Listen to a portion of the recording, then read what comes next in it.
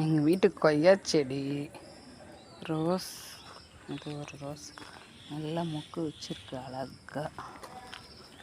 இது அரும்பு செடி, இது ஒரு ரோஸ் செடி, இதுதான் தேக்கஞ்செடி,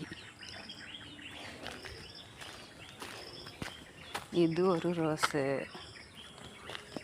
பிங்க் கலர் அழகாக இருக்கு. இது ஒரு ரோஸு, இது ஒரு ரோஸ் செடி. பொறுத்து தான் வச்சுருக்கேன், மொக்கு வைக்கலை.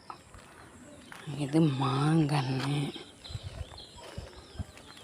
இது ஒரு ரோஸ் செடி, குட்டி ரோஸ் செடி.